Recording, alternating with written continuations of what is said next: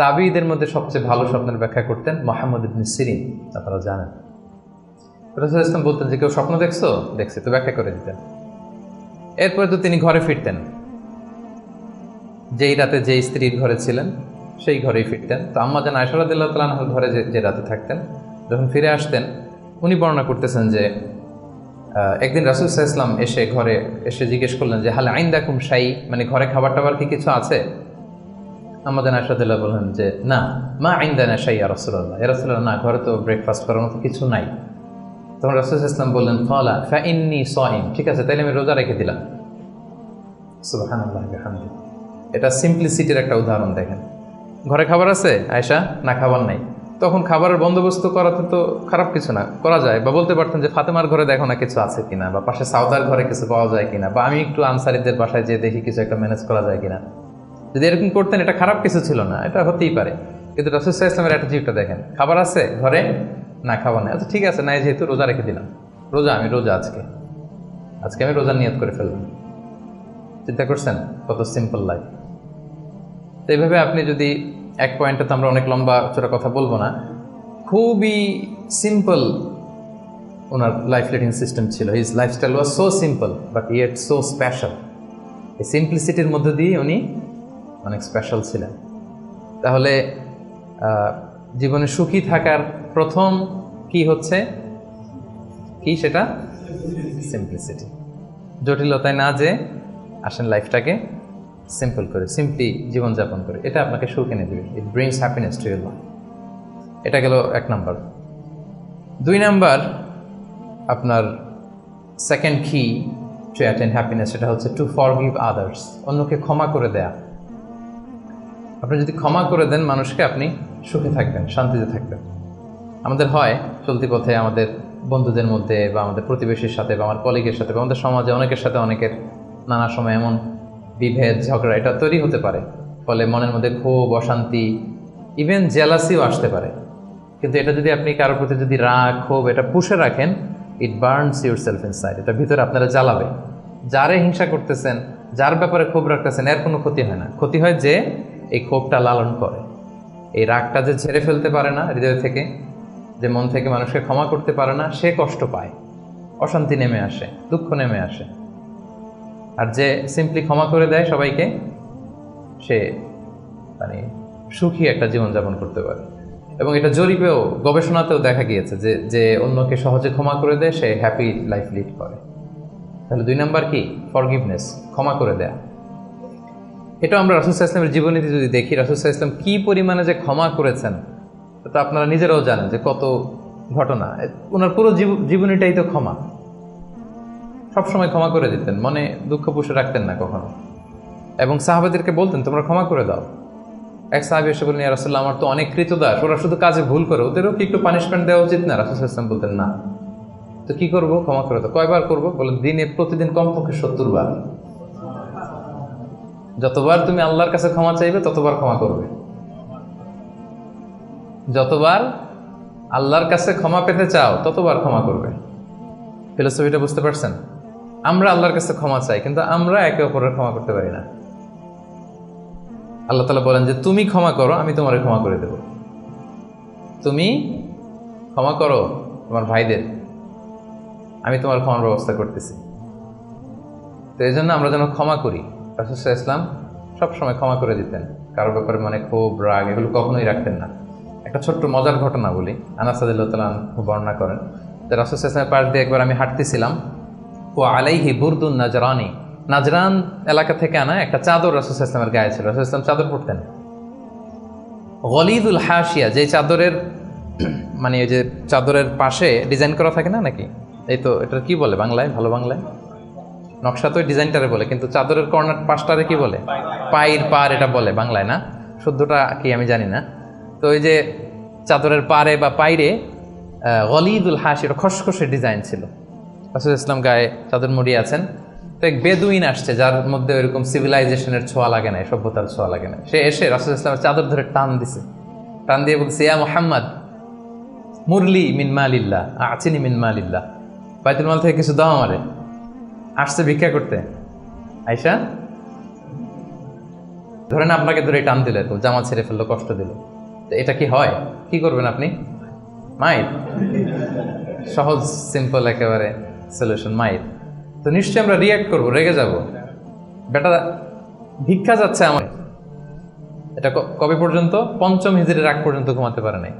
বনু ওই কুরাইজাকে যখন করলেন, এক্সাইল করলেন, তারপর থেকে অনেকটা এই জিউসদের ঝামেলা থেকে উনি মুক্ত হয়েছেন। তাহলে চিন্তা করেন, এটাও ছিল না। এরপর ৪ নম্বরে যদি আসেন, আল মারকাবাল হানি, ভালো যানবাহন বা ঘোড়া, এগুলো ছিল অ্যাভারেজ ধরতে পারেন, যেগুলো ছিল কসোয়া, আদবা যা ছিল এগুলো অ্যাভারেজ টাইপের। তার মানে রাসূল সাল্লাল্লাহু আলাইহি ওয়াসাল্লামের কিন্তু এগুলো ছিল না। এটা প্রমাণ করে যে এগুলো হইলে জীবন স্মুথ হয়, সুন্দর হয়, বাট এগুলোই সুখ শান্তি দেওয়ার আসল টুলস না। আসল সুখ বলেন না একটু সবাই, আসল সুখ মনের সুখ। এটা খেয়াল রাখতে হবে। এটা আমি কোত্থেকে নিয়েছি? এটা হাদিস থেকে নিয়েছি। এই যে রাসূল সাল্লাল্লাহু আলাইহি ওয়াসাল্লাম বলছে যে লাইসাল গিনা আন কাসরাতিল আরাব, অনেক সম্পদ থাকলে এটাই অন্তরের মজা, শান্তি, প্রাচুর্যতা না। ওয়ালাকিন্নাল গিনা গিনান নাফস, মূল সুখ হচ্ছে অন্তরের সুখ, মূল ধনাঢ্যতা হচ্ছে অন্তরের ধনাঢ্যতা। আপনার অন্তর হ্যাপি তো সব হ্যাপি। আপনি না খেয়ে, সামান্য খেয়েও, আপনি ছোট্ট ঘরের ভিতরে আপনি সুখ আর সুখ। এরকম ফ্যামিলি আছে না? আপনারা কি মনে করেন যে রিক্সাওয়ালার যে বস্তির ভেতরে কুড়ে ঘরে কোনো সুখ নাই? কথা বলেন, আছে না? আছে। এদেরকেও আল্লাহ সুখের সন্ধান দিয়েছেন। তো নট নেসেসারি যে আপনার টাকা পয়সা এগুলো হইলেই সুখ হবে না। আরেকটা হাদিস আমি ইবনে মাজাহ থেকে একটু শোনাই, খুব চমৎকার হাদিস। হাদিসটা সুনান ইবনে মাজাহ এসেছে, মান কানাতিদ দুনিয়া হাম্মাহু ফারাকাল্লাহু আলাইহি আমরাহু ওয়া জাআলা ফাকরাহু বাইনা আইনাই। লম্বা হাদিস, আমি অর্থটা বলি। হাদিসটা একটু খেয়াল করেন আমার সাথে। রাসূল সাল্লাল্লাহু আলাইহি ওয়াসাল্লাম বলেছেন, পার্থিব চিন্তা যাকে মোহগ্রস্ত করবে, মানে যে দুনিয়া নিয়ে পেরেশান, তার কি হবে দেখেন, তার কাজকর্মে আল্লাহ তাআলা অস্থিরতা ঢেলে দিবেন, সে অস্থির হবে। দারিদ্রতা হবে তার নিত্যসঙ্গী, এবং এই পার্থিব স্বার্থ সে ততটুকুই পাবে যতটুকু তার তাকদিরে লেখা আছে, এর বেশি পাবে? অস্থির যদি হন, আপনি পেরেশান হন, যত পেরেশান হন, আপনার তাকদিরে যা লেখা তার চেয়ে 1 ইঞ্চিও বেশি পাওয়া যাবে নাকি? যাবে না। আর যার উদ্দেশ্য হবে আখিরাত, আল্লাহ তার সব কিছু স্মুথ করে দিবেন, সুবহানাল্লাহ। তার অন্তরকে আল্লাহ তাআলা ঐশ্বর্যমণ্ডিত করে দিবেন। এই যেটা বলতেছিলাম যে ফাইনাল গিনা গিনান নাফস, অন্তরের সুখ, হৃদয়ের সুখী আসল সুখ, অন্তরের সুখী আসল সুখ। এবং দুনিয়া স্বয়ং তার সামনে এসে হাজির হবে। যার চিন্তা হচ্ছে আখিরাত নিয়ে, দুনিয়া আপনাতে এসে ধরা দিবে। তো এই জন্য হৃদয়ের সুখটা, এটা যে আসল সুখ, এটার জন্য আমরা ফিল করি, এটা এনশিওর করার ট্রাই করতে হবে।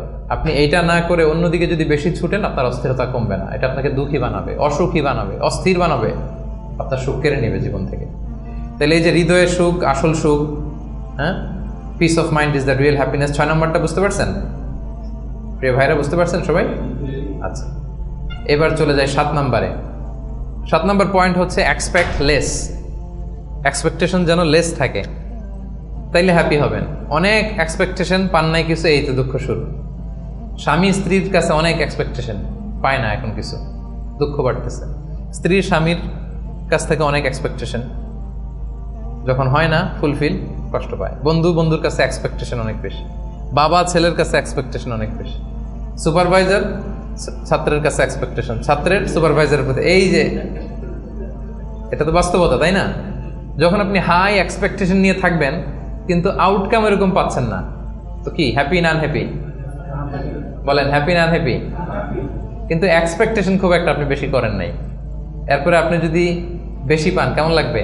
ভালো লাগবে না? আমার এক্সপেকটেশন নেই, একটা হইলেই হইলো, এরপরে দেখি মাশাআল্লাহ শুধু আসতেছে আসতেছে, কেমন লাগবে? ভালো লাগবে? হ্যাঁ, এই জন্য এক্সপেক্ট লেস। এক্সপেক্ট লেস মানে I am not talking about the goal. Goal should be higher and bigger. Goal বড় হবে, কিন্তু আপনার এক্সপেকটেশন যেন অনেক বড় না হয়। আপনার জীবনের গোল থাকবে বড়, কিন্তু আপনি যদি অনেক এক্সপেক্ট করেন জীবনের প্রতিটি ক্ষেত্রে, যখন ওই এক্সপেকটেশন ফুলফিল করবে না, আপনি কষ্ট পাবেন।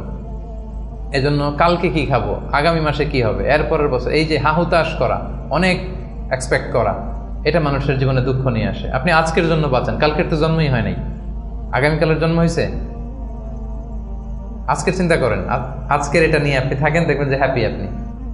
আর যখনই কালকে কি করব, আগামী মাসে কি হবে, 23 সালে তো নাকি মন্দা, টাকার দাম কমতেছে, বিশ্ববাজারের কি অবস্থা, এই গোটা দুনিয়ার সব টেনশন যখন আপনি আপনার দায়িত্বে নেবেন, এই দুঃখ আপনার দুঃখ কেউ থামাতে পারবে না। দেখেন এখানে ইসলামী দৃষ্টিভঙ্গিটা কি দেখেন একটু। আল্লাহ রাসূল ইসলাম চমৎকার একটা কথা বলেছেন, সহিহ বুখারীর বর্ণনা। রাসূল ইসলাম বলেছেন, দুনিয়ার চলতি পথে আমাদের চলাফেরাটা বা লাইফস্টাইলটা যদি এমন হয়, দেখবেন যে ইউ উইল বি হ্যাপি। রাসূলুল্লাহ সাল্লাল্লাহু আলাইহি ওয়াসাল্লাম বলেছেন, কুন ফি দুনিয়া কাআন্নাকা গরীব আও আবিরু সাবিল। এই দুনিয়াতে তুমি এমনভাবে চলো যে তুমি গরীব। গরীবের ভালো বাংলা কি? মানে এই জায়গার লোক না আর কি, এটা চেনা আরেক জায়গার, স্ট্রেঞ্জার ইংরেজিতে, মানে as if you are a stranger here. হ্যাঁ, মুসাফির হতে পারে। ওই যে আবিরু সাবিল বলছে, ওইখানে আসলে মুসাফিরটা চলে আসার জন্য আমি ডিফারেন্সিয়েট করতেছি যে গরীব একটা আর আবির। রুহু মোবারকে সবটুকু পৌঁছায় দাও। তার আপনজন ছেলে সন্তান নাতিপুতি যারা দুনিয়ার জমিনে যারা বেঁচে আছে, আল্লাহ সকলকে তুমি হায়াত দারাজ করে দাও, সকলের হায়াতকে বাড়িয়ে দাও ইয়া রব্বে কারীম। তাদেরকে বাংলার জমিনে শান্তির সাথে বসবাস করার তৌফিক দাও ইয়া আল্লাহ। তিনি যে ভালো কাজগুলো করে গেছেন দেশের জন্য ইয়া আল্লাহ, ধর্মীয় লাইনে মসজিদ, মাদ্রাসা, স্কুল, কলেজ, সর্বস্তরের জনগণের জন্য ইয়া আল্লাহ মেহেরবানি করে এই কাজগুলোকে তুমি কবুল করে তার জন্য জান্নাত নসিব করে দাও ইয়া রব্বে কারীম। আমরা যারা হাত পেতেছি, আমাদের মধ্যে অনেকের দাদা দাদি, নানা নানি, মা বাপ, আত্মীয় স্বজন, বিভিন্ন স্তরের মানুষ ইন্তেকাল করেছে। আল্লাহ মেহেরবানি করে তাদের কবরের গোরাজাবকে মাফ করে দাও ইয়া আল্লাহ। এর ওসিলায় তাদের কবরকে মাফ করে দাও ইয়া আল্লাহ। তাদের কবরগুলোকে জান্নাত নসিব করে দাও ইয়া রব্বে কারীম। আমাদেরকে মাফ করে দাও, আমাদের ছোট বড় জানা অজানা সকল গুনাহগাতাকে মাফ করে দাও ইয়া রব্বে কারীম। আমরা তোমারই এমনই এক দরজার ভিক্ষুক ইয়া আল্লাহ, মেহেরবানি করে তুমি আমাদেরকে মাফ না করো যদি আমাদের দ্বিতীয় কোনো দরজা নাই, দ্বিতীয় কোনো মাওলা নাই, দ্বিতীয় কোনো মাবুদ নাই ইয়া রব্বে কারীম। তুমি তাকিয়ে দেখো, এখানে যুবক ভাইরা রয়েছে, শিক্ষিত ভাইরা রয়েছে, মুরব্বীরা রয়েছে, মাসুম বাচ্চারা রয়েছে, কত নেককার বান্দা রয়েছে ইয়া আল্লাহ। তাদেরকে ওসিলা করে আল্লাহ আমাদের সকলকে তুমি মাফ করে দাও ইয়া আল্লাহ। বিশেষ করে ইয়া আল্লাহ এই গলচাপলা গ্রামের আশপাশে ঝাড়ে জঙ্গলে গোরস্থানে যারা শুয়ে আছে, সকলের রুহু মুবারকে এই সবটুকু তুমি পৌঁছায় দাও ইয়া আল্লাহ। আসমানের বেলা আসমানে উঠায় দাও, জমিনের বেলা জমিনে দাফন করিয়া দাও ইয়া আল্লাহ। আমাদের ঈমান আমলকে তুমি হেফাজত করো, আমাদের জান এবং মালের তুমি হেফাজত করো ইয়া আল্লাহ। সর্বস্তরের জনগণকে আল্লাহ বাংলার জমিনে তুমি শান্তির সাথে বসবাস করার তৌফিক দাও ইয়া রব্বে কারীম। সামনে ভোটের দিন আসতেছে, জনগণ সুন্দর করে সুষ্ঠু সবলভাবে যেন ভোটকে দিয়ে ইয়া আল্লাহ, ইয়া আল্লাহ আমাদেরকে বাড়ি ফেরার তৌফিক দাও ইয়া রব্বে কারীম। শান্তির সাথে ভোট দিয়ে আল্লাহ আমাদের বাড়িতে ফেরার তৌফিক দাও ইয়া রব্বে কারীম। আমাদের সকলকে তুমি কবুল আর মঞ্জুর করে নাও ইয়া রব্বে কারীম। আমাদের মধ্যে যারা অসুস্থ রয়েছে, মেহেরবানি করে সুস্থ করে দাও ইয়া রব্বে কারীম। কত মানুষ হাসপাতাল, বাড়িতে, ক্লিনিকে অসুস্থ রয়েছে, মেহেরবানি করে সুস্থ করে দাও ইয়া রব্বে কারীম। আমাদের জান মালের তুমি নিরাপত্তা দাও ইয়া আল্লাহ। বিশেষ করে আমাদের বাংলাদেশকে তুমি হেফাজত করো। বাংলাদেশের ব্যাপারে বিভিন্ন ষড়যন্ত্র চক্রান্ত চলে ইয়া আল্লাহ। বাহিরের রাষ্ট্রের বিভিন্ন ষড়যন্ত্র চক্রান্ত করে বাংলাদেশকে নিয়ে ইয়া আল্লাহ। মেহেরবানি করে এই সমস্ত ষড়যন্ত্র হুমকি থেকে আমাদের দেশকে তুমি রক্ষা করো ইয়া আল্লাহ। বাংলাদেশের সর্বস্তরের মানুষদেরকে আল্লাহ শান্তির সাথে বসবাস করার তৌফিক দাও। আল্লাহুম্মা রাব্বিরহামহুমা কামা রাব্বায়ানি সগীরা। اللهم رب ارحمهما كما ربياني صغيرا رب اغفر لي ولوالدي وللمؤمنين يوم يقوم الحساب اللهم اجرني من النار اللهم اجرني من النار ربنا تقبل منا انك انت السميع العليم وتب علينا انك انت التواب الرحيم سبحان ربك رب العزة عما يصفون وسلام على المرسلين والحمد لله رب العالمين.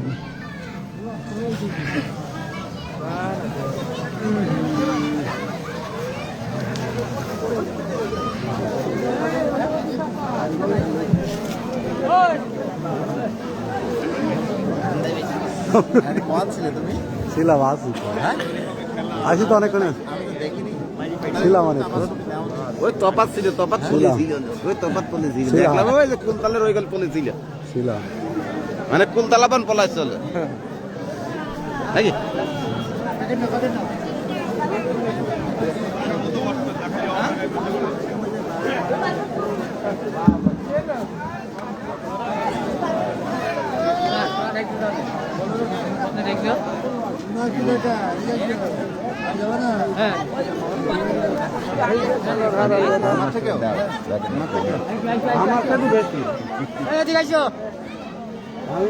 আমি কথা সবাই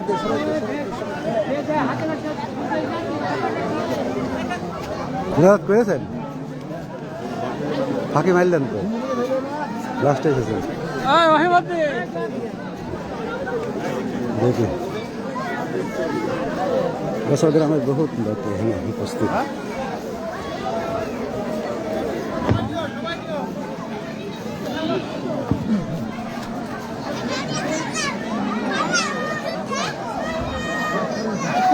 এখন তবারক বিতরণ হবে আমরা তবারক বিতরণের কাছে যাব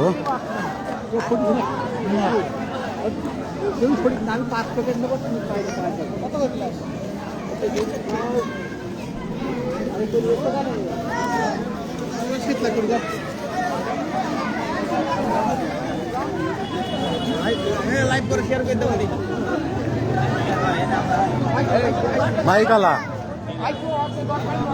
আমুল হ্যাঁ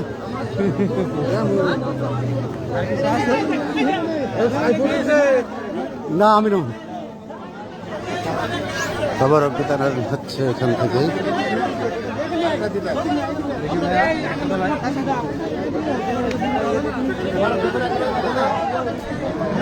বছর গ্রামের অনেক মানুষ উপস্থিত এখানে দেখি রে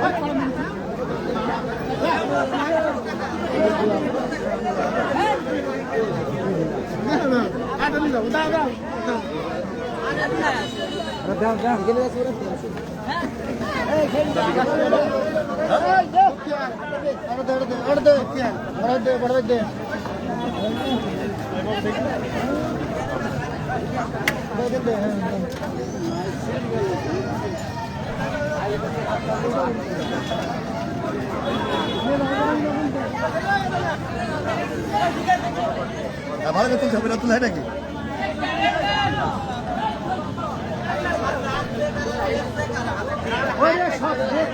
রোপন ভাই ছিল তো খেয়াল করিনি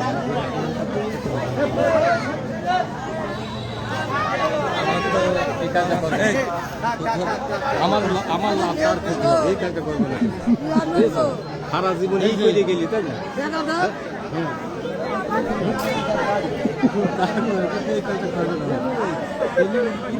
আমার কিছু হবে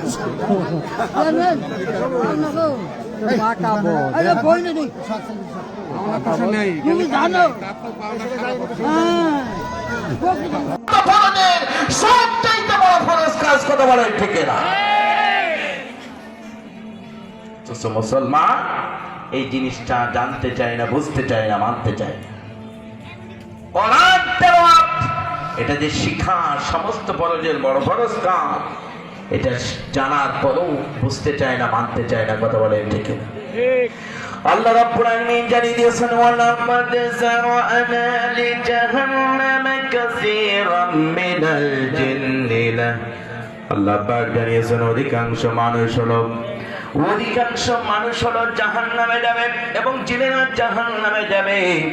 আল্লাহ পাক প্রত্যেকটা বান্দা বান্দির লহুম কুলুবুন লা ইয়াফকাহুনা বিহা, প্রত্যেকটা বান্দা বান্দির অন্তর দিয়েছে। এই অন্তর দিয়েছে এই বান্দা বান্দি আল্লাহর কোরআনটা বোঝার জন্য চেষ্টা করবে না, কোরআনটা মানার জন্য অন্তর দিয়ে চেষ্টা করবে না, কোরআনটা যারা বোঝার জন্য চেষ্টা করবে না, জীবনে বাস্তবায়ন করার জন্য কোরআনের আইনটা মানার জন্য চেষ্টা সাধনা করবে না, এই সকল মানুষেরাই যাবে এবং জিনেরাই যাবে আল্লাহর জাহান্নামে। কথা বলেন ঠিক না?